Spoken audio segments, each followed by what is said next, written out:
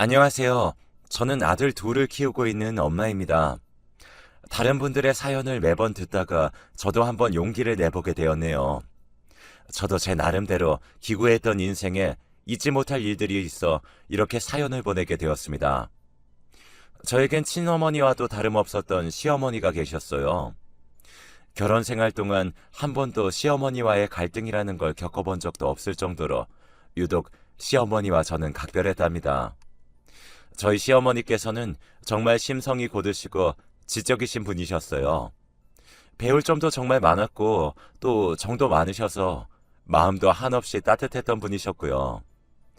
저희 친정 어머니는 일찍 세상을 떠나셨던지라 어릴 때부터 엄마의 정이란 걸 남들보다 크게 느껴본 적이 없이 자랐던 것 같아요. 남편과 결혼을 생각하고 시어머님을 처음 뵈러 갔던 날 일찍 세상을 떠난 제 친정 어머님 말씀을 드렸을 때 제 손을 꼭 잡으시고는 그동안 마음고생 많았지? 이제부터는 내가 안아줄게.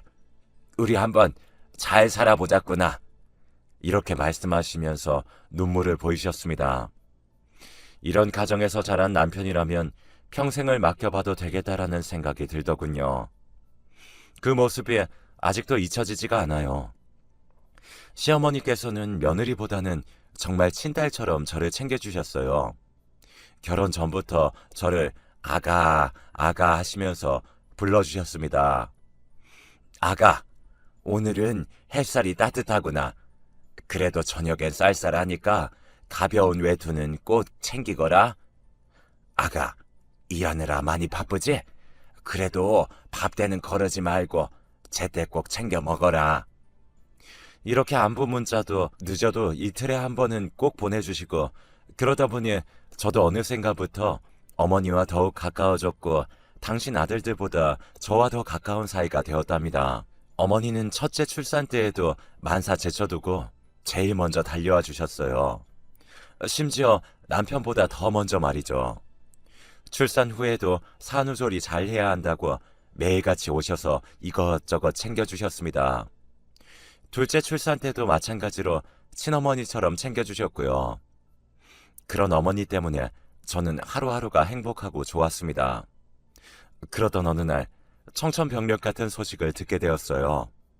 저희 시어머니께서 요즘 부쩍 혈색이 안 좋아 보이셔서 병원을 다녀오셨는데 췌장암 말기라는 판정을 받았다고 하셨어요. 평소 저에게 어떤 아픈 기색이나 모습을 보인 적이 없으셨기에 더욱 마음이 아프고 제가 너무 신경을 못 써드린 것 같아 눈물만 나더라고요. 그날 바로 시어머니에게 달려갔습니다. 아가, 왔어? 저녁을 먹고 아무렇지 않게 평소처럼 반겨주시는데 눈물이 나려고 하는 걸 꼭 참고 아무렇지 않게 대답을 했습니다. 아니요. 어머니는요? 안 하셨으면 같이 드세요. 그렇게 간단히 저녁을 먹고 먼저 제가 얘기를 꺼냈습니다. 어머니, 많이 힘들겠지만 치료받아요. 꾸준히 치료받고 하다 보면 괜찮아지실 거예요. 아가, 난 괜찮아. 그냥 이대로 마음 편하게 살다가 가고 싶다. 너희들에게 짐이 되고 싶지도 않고. 짐이 된다니 무슨 말을 그렇게 하세요? 어머니가 그럴수록 제 마음만 더 힘들고 무거워지는 건 생각 안 하세요? 입원해서 얼른 치료받아요. 제가 매일 옆에 있어 드릴게요. 자식들에게 짐 되는 거 싫다시며 한사코 입원하지 않겠다고 하시는 시어머니를 겨우겨우 설득해서 인근 암치료병원에 모시게 되었어요. 입원하신 날부터 저는 시어머니와 시간을 보냈죠. 항암 약물 치료와 방사선 치료를 병행하시면서 많이 힘드실 텐데 늘 제가 갈 때면 한 번도 힘든 내색을 보이시거나 안 웃어주신 날이 없었어요. 물론 저는 그게 더 마음 아팠지만 평소와 다를 것 없이 말동무도 되어드리고 같이 시간을 보내드렸습니다. 그러다 어느 날 일이 벌어지고 말았는데요. 그날 어머님 표정이 무척 안 좋으셨는데 어머님은 한참 제 손을 잡고 겨우 힘겹게 말씀을 꺼내셨어요. 정말 너무 많이 놀라고 충격이 아닐 수가 없었습니다. 정말 TV에서나 보던 남의 얘기처럼 아무렇지 않게 생각했던 그런 일이 말이죠. 저희 시어머니는 자식이 셋 있는데 아들만 셋이랍니다. 저희 남편은 그중 둘째고요.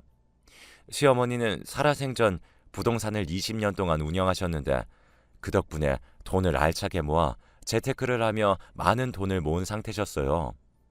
그걸 알았던 자식들은 어머니의 돈을 노리고 틈만 나면 돈을 갈취하는 수준으로 가져가 버렸고요. 물론 저희 남편도 마찬가지였습니다. 그런데 이번에 상황이 달랐습니다. 아무리 돈이 좋다고 하지만 본인들 어머니가 언제 죽을지 모르고 병실에 누워 있는데 어머님이 계신 병원으로 아들 셋이 찾아와서 미리 유산을 상속해달라고 했다고 합니다. 어차피 돌아가시면 다 물려받을 재산이니 미리 좀 나눠달라고 반협박식으로 말을 하고 갔다고 하네요.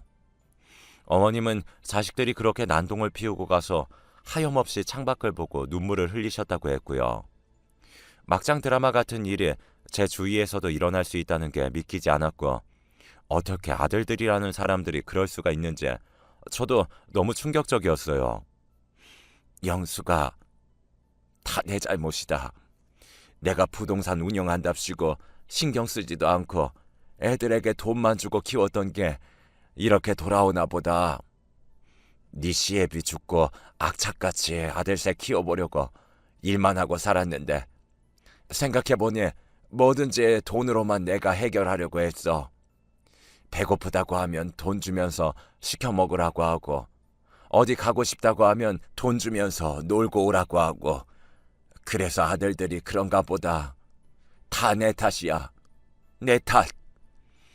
시어머니께서는 너무 절망스럽고 자식들을 잘못 키운 것 같아 빨리 죽고 싶다고만 하셨습니다. 저는 그 모습을 보며 어머님이 너무 안쓰러워 억장이 무너지지 않을 수가 없었어요.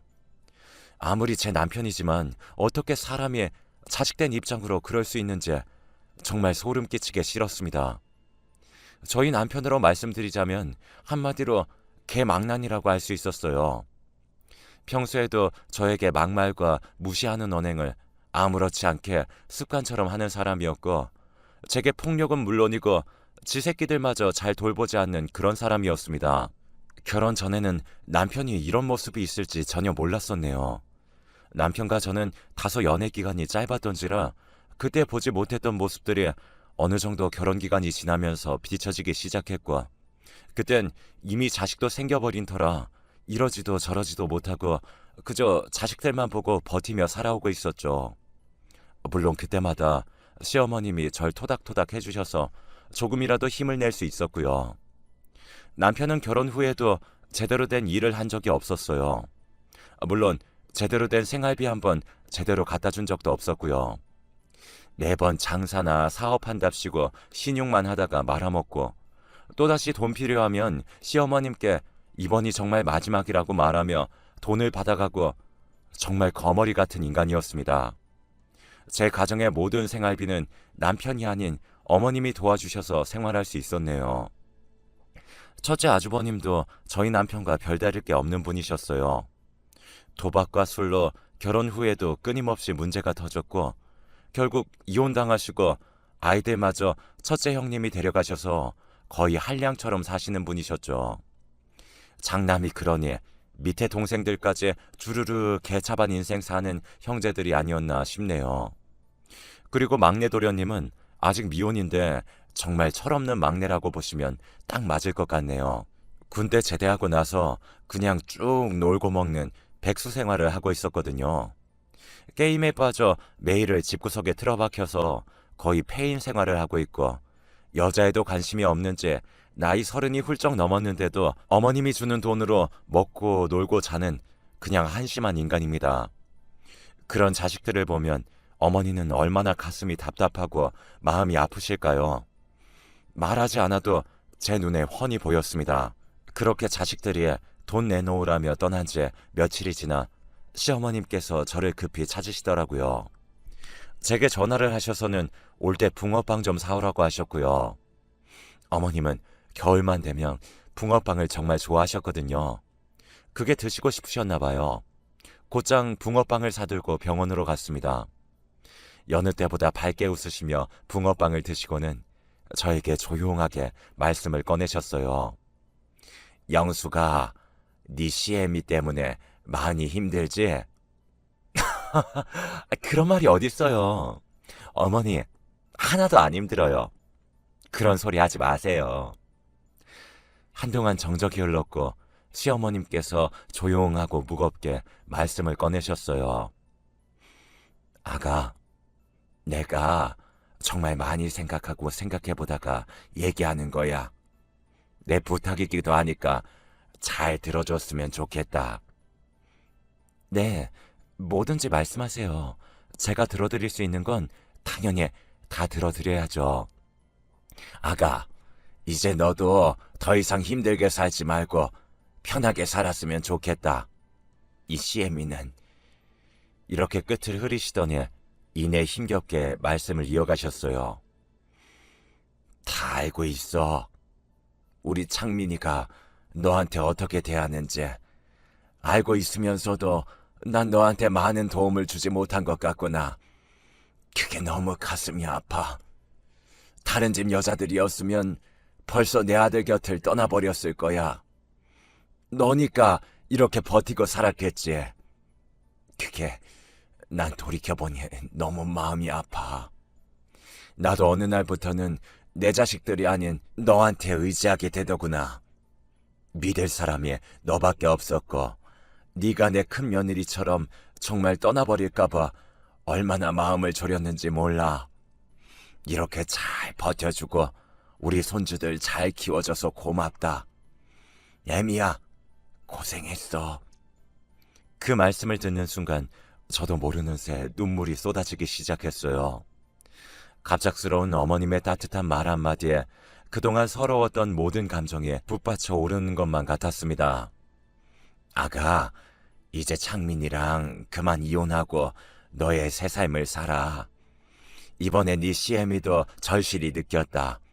나도 어떻게든 사람 만들어 보려고 그렇게 애를 썼지만 쉽게 고쳐질 아이가 아니다. 내가 죽을 날만 기다리지 않아도 어떻게든 널 안아주고 보듬어주고 싶었는데 내 몸이 이 모양인데 어쩌겠니?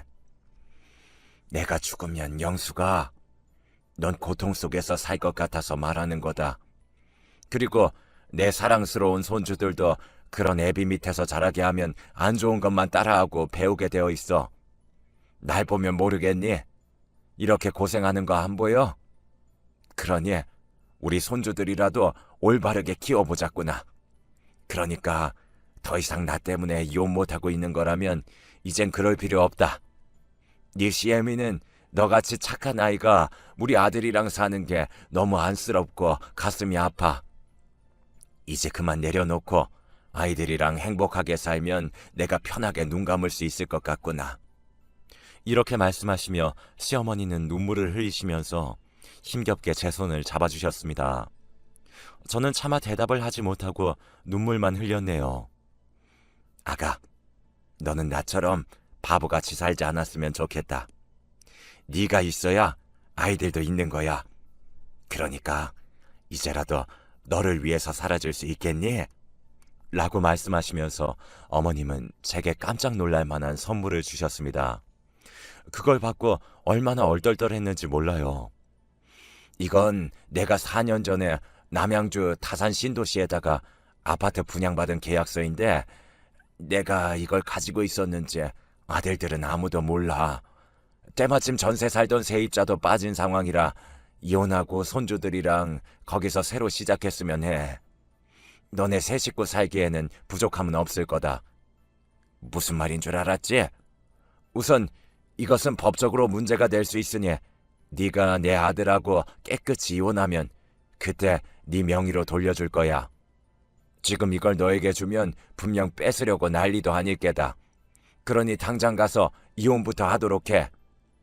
이게 네 시애미의 마지막 소원이다. 내가 이러는 이유는 내 아들도 가족의 소중함을 알려주고 싶어서야. 나 죽고 처자식마저 떠나가 버린다면 가족이라는 게 얼마나 그립고 고마운 존재인지 뒤늦게라도 깨닫게 해주고 싶어. 무슨 말인 줄 알지? 저는 눈물로 호소하시는 어머니의 모습에 그날 아무 말도 못하고 잠드시는 모습을 보고 조용히 집으로 돌아왔습니다. 그날 밤 밤새 잠들지 못하고 내내 생각했어요. 결국 답을 못 내리고 밤을 지새우다시피 하고 다음날 오랜만에 남편과 대화를 해보기로 했습니다. 여보, 잠깐 앉아봐. 우리 얘기 좀 해. 아, 왜? 나 피곤해 죽겠는데. 아침부터 무슨 얘기를 하자는 건데? 당신 이번에 어머님 병원 가서 어머니한테 돈 내놓으라고 난리치고 갔다면서? 지금 어머니 몸도 안 좋으시고 언제 돌아가실 줄 모르는 상황인데 꼭 그래야 했었어? 뭐? 이것이 요즘 나한테 안 맞으니 돌았나? 네가 그게 무슨 상관인데? 네 어머니야? 내 어머니지. 내가 돈을 달라고 하든 말든 네가 무슨 상관인데? 어차피 돌아가실 거 재산 좀 미리 나누어 주라고 한 게 뭐가 잘못인데? 아니, 어머님이 당신 삼형제를 얼마나 힘들게 키우셨는 줄 알아? 그런 어머님을 두고 꼭 돈 가지고 그래야 되겠어? 그리고 그날 말고 한 번이라도 어머님 치료 잘 받고 계시는지 가본 적은 있긴 해? 그게 과연 아들들이 할 행동들이야? 당신한테 정말 가족이라는 존재가 있기는 한 거야? 하나만 물어보자. 당신 나하고 애들하고 당신한테는 어쩐 존재야? 그냥 어쩔 수 없이 사는 존재야? 아님 당신 소중한 가족들이라고 생각하긴 하는 존재냐고. 어서 말해봐. 아니 근데 이게 진짜 미쳤나 봐. 아침부터 소리 지르고 울고 지랄이야. 너 같으면 너랑 살고 싶겠냐? 여자로 보이지도 않고 엉덩이는 펑퍼짐 해서는 누가 너 같은 여자랑 살고 싶겠냐? 그냥 어쩔 수 없이 사는 거지. 새끼들도 GM이 닮아가지고 마음에 드는 구석이 하나도 없어요. 뭐? 당신 말 다 했어? 야, 이 나쁜 놈아. 말 다 했냐고! 나하고 네 새끼들이 너한테 그런 존재였어? 그렇게 말하는 남편에게 저는 너무 서럽고 분통해서 그 자리에 주저앉고 말았어요. 그 모습을 본 남편은 재수 없다며 저를 발로 짓밟기 시작하더군요. 얼마나 맞았는지 모릅니다. 인간이 아니었어요. 짐승이었어요. 아니, 자기 가족들도 모르는 짐승보다 못한 새끼였습니다. 한참을 맞고는 화장실로 가서 망가져 있는 제 얼굴을 보며 쪼그려 앉아 얼마나 울었는지 모릅니다.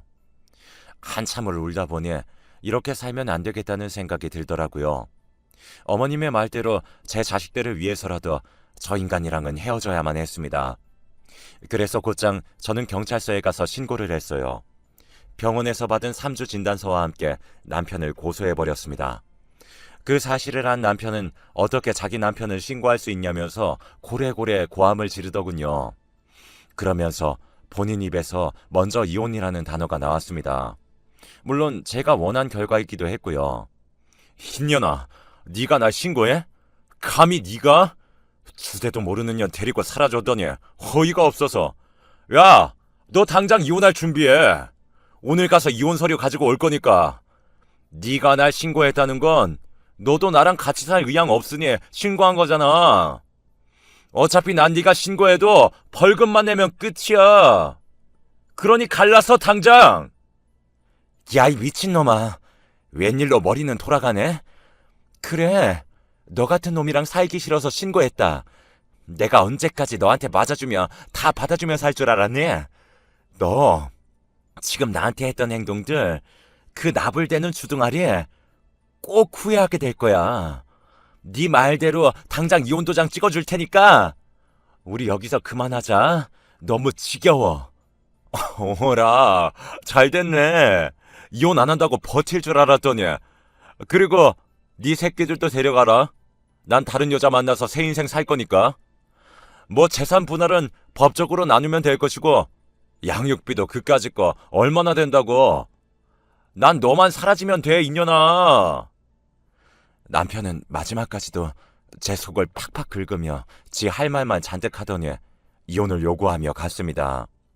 저는 그 더러운 뒷모습을 보면서 어서 빨리 법적으로 갈라서고 싶어 바로 이혼 도장을 찍었고, 양육권, 친권도 다 포기를 했으니 제가 키우는 걸로 하고 생각보다 빠르게 이혼을 할 수 있었어요. 양육비도 매달 60만 원씩 받기로 했고요. 그렇게 이혼이 확정된 날, 그날도 저는 시어머니에게 갔습니다.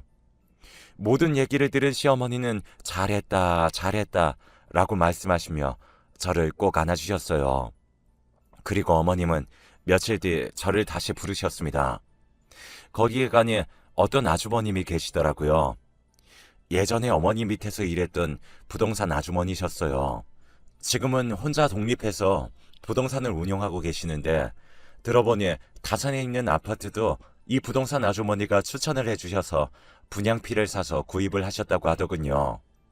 그리고는 시어머니께서는 일전에 말씀하신 다산의 아파트를 제 명의로 해주시는 부분에서 그 부동산 사장님께 맡기셨고 결국 저는 생전 처음으로 제 명의로 된 아파트를 가질 수 있게 되었습니다. 저는 이걸 증여받아도 되는지 떨리기도 했고요. 영숙 씨라고 했나요? 정말 좋은 어머님 두셨어요. 그 집 처음에 매입할 때는 4억 정도 했는데 지금은 9억까지 올랐어요. 자, 여기 보세요. 아파트 시세 나와 있거든요. 그래서 평생 부동산 운영하셔서 그런지 안목이 있으셔서 투자하신 건데 많이 올랐어요. 그곳은 학군도 좋고 동네가 신도시라 워낙 깨끗해서 아이들 키우는 환경도 좋으실 거예요. 어머니, 그런데 이거 제가 정말 받아도 되는 거예요? 너무 제게 과분해서 받아도 되는 건지 아직도 얼떨떨해서요. 그럼 당연히 받아도 되지. 거기에는 내 예쁜 손주들이 살 곳인데 당연히 그 정도는 이 할미가 손주들에게 해줘야지. 그래야 내가 마음 편히 눈 감을 수 있겠구나. 대신 우리 손주들은 꼭 잘 키워야 한다. 그래야 네가 노후가 편해져. 알았지? 그렇게 저는 어머님에게 크나큰 선물을 받았습니다. 아파트를 제게 넘기는 과정에서 처음 알게 된 것도 많았어요. 부동산에 대해 잘 알지 못했던 저는 지금도 잘 알지 못하지만 증여하는 과정에서 세금 부분이 많이 들어가더라고요. 증여세가 어마어마하더군요. 그 취득세도 만만치 않았고요. 몇 억 단위였습니다. 제 주머니 사정을 아신 어머니는 그것 또한 다 어머님이 내주셨습니다. 그렇게 저와 제 아이들은 어머님 덕분에 쾌적한 환경에서 살 수 있었고요. 평소 주말만 되면 아이들을 데리고 어머님께 갔기 때문에 손주들도 할머니를 무척 좋아했고 큰아들은 학교에서 배워서 그랬는지 할머니하고 손잡는 그림을 할머니에게 보여주며 우리 할머니 오래오래 사셔야 돼요 라고 말을 하자 어머님과 저는 그 자리에서 얼마나 울었는지 몰라요. 그 병실에 있던 할머님들도 다 같이 우시더라고요. 아이고 내 새끼 일로 와. 이 할미가 안아보자. 사랑한다 우리 새끼들. 우리 강아지들. 이렇게 착하고 예쁘게 커져서 고마워. 저는 이 모습들을 보면서 이게 진정한 가족이 아닌가 싶었습니다. 이 자리에 남편이 정신 차리고 어머니를 돌봐드리고 진심으로 잘못을 뉘우쳤으면 얼마나 좋았을까라는 생각도 들더군요. 어머님도 말은 안 해서 그렇지 아무리 당신 아들들이 개망난이어도 배 아파서 낳고 키운 자식들인데 왜 생각이 나지 않겠어요. 그나마 손주들이 저렇게 사랑한다고 어머니에게 따뜻한 말을 건네니까 어머님은 감정이 남달라 보였습니다. 그리고 어머님은 또 하나 비밀리에 진행을 하고 있는 게 있었는데요. 남은 재산을 사회에 환원한다고 제게 말씀을 하신 적이 있으셨는데 정말 어머님은 사회에 환원하실 생각이셨어요. 그래서 어느 날 평소 오랫동안 친분이 있는 나이 지긋하신 변호사님을 병원으로 불러 모든 재산을 사회에 환원한다는 유언장을 만드셨다고 하셨습니다. 그렇게 말씀하시더니 이제야 모든 게 끝난 것 같다고 말씀하시며 가슴 시린 말씀을 하셨어요. 애미야, 내가 인생을 살아보니까 다 부질없더라. 나도 너처럼 젊을 때가 있었고 건강할 때가 있었지. 그때는 오로지 돈만 벌어야 되겠다는 목적 하나로 산 것 같아. 그러다 보니 내가 왜 이 세상을 살아야 하는지 모를 때가 한두 번이 아니더라고. 사람은 다 늙게 되어 있어. 너도 손주들 키우면 언젠가는 내 나이 다가온다. 그러니 지금부터 즐기면서 살아. 좋은 것만 보고, 좋은 음식도 많이 먹어보고, 좋은 곳도 많이 다녀보고, 그게 사람 사는 인생인 거야. 나도 이리 늙어 빠지고 다 죽어가지만 생각해보니 여자더구나. 그동안 내가 너무 여자라는 사실보다는 엄마로 그렇게만 살았어. 그게 너무 후회가 된다. 가보고 싶은 곳도 참 많았는데 말이야. 우리 며느리, 나 같은 절차 절대 밟지 말고 행복하게 잘 살아야 한다. 알았지? 그렇게 어머님은 눈가에 눈시울을 붉히시며 잠이 드셨습니다. 늙고 힘이 없어도 여자라는 말이 너무 제 가슴에 와닿더군요. 그 말씀이 저를 다시 한번 돌이켜보는 계기가 되기도 했고요. 그리고 며칠 뒤 저는 아이들의 저녁을 차리고 있는데 어머님께 울면서 전화가 왔어요. 또 한 번 병원이 난리가 났다면서 제발 와달라고 파르르 떠시면서 전화를 주셨어요. 저는 곧장 아이들 밥 차릴 겨를도 없이 달려나갔습니다. 어머님은 병원에서 계속 울고 계셨고 저를 보더니 더 서러움이 북받쳐 오르신 것 같아 보였어요. 어머님이 겨우 정신 차리고 말씀해 주신 내용은 가히 충격적이었어요. 말씀을 종합해보자면 오늘은 또 시아주버님이랑 남편, 막내 도련님 이렇게 셋이 찾아왔다고 했어요. 아주버님은 술이 떡이 된 상태였고요. 앞뒤 없이 씩씩대면서 시어머님 앞에서 난동을 부렸다고 했어요. 어떻게 자기들한테 그럴 수 있냐고요. 어머니가 재산을 사회에 환원하신다는 내용을 당신 아들들에게 말씀하셨나 봐요. 어머님께서 그렇게 말씀하신 이유는 아들들은 그때까지도 어머님께 수시로 전화해서는 돈을 내놓으라는 식으로 연락을 많이 했었거든요.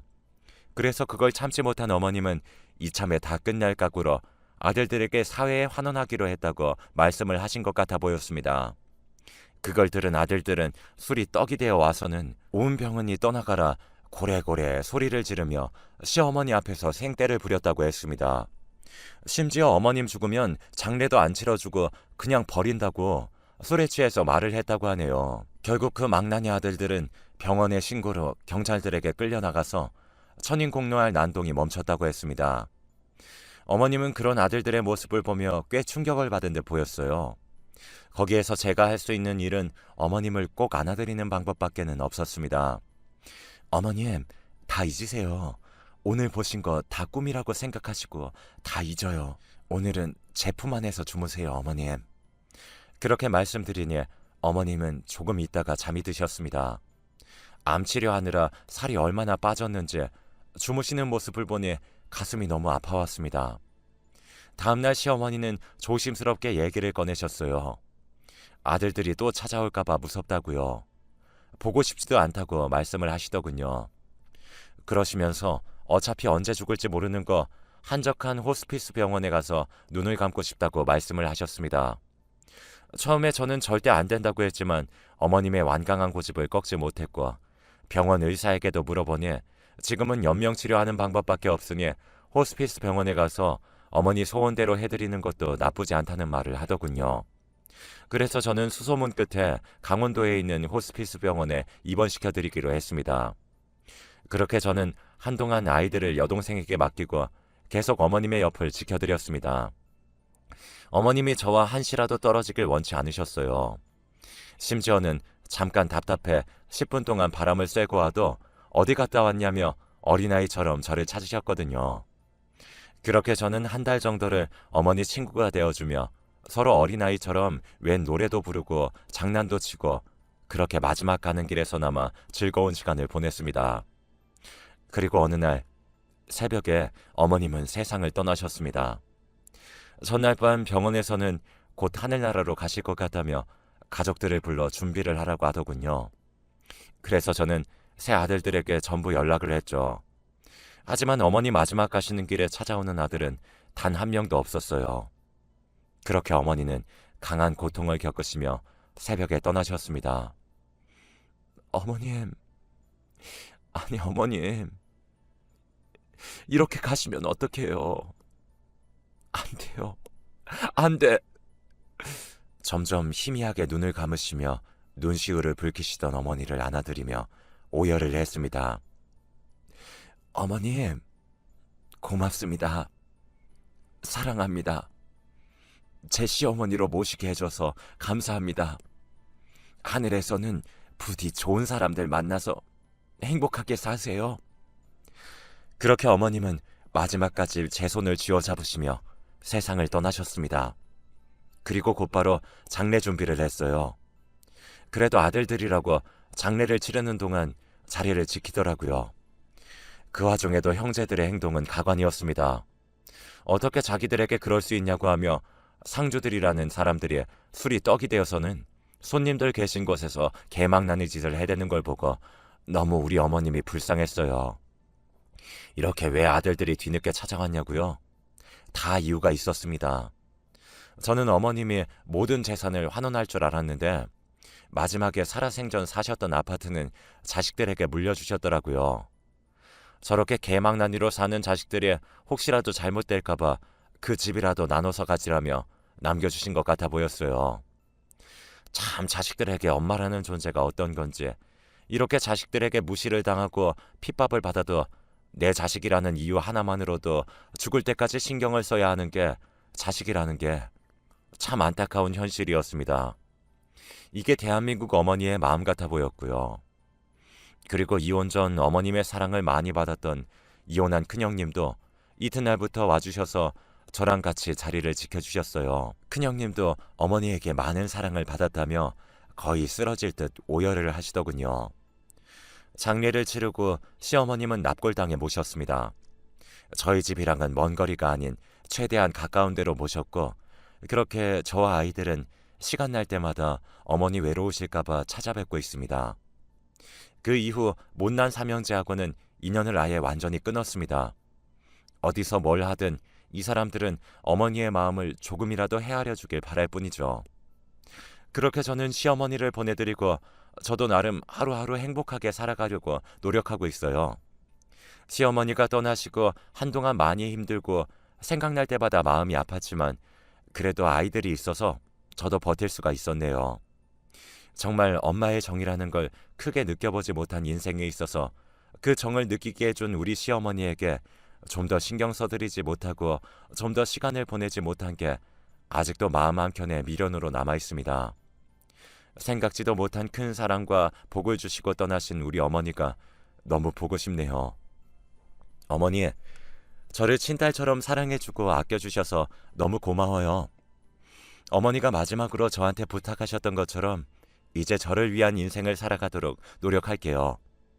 어머님도 그곳에서는 아프지 말고 부디 잘 지내시고 다시 보는 날 그때는 더 행복한 시간 오래오래 저랑 함께 보내도록 해요. 많이 보고 싶고 사랑합니다. 모두들 아픈 기억 다 잊고 행복하시길 바라겠습니다.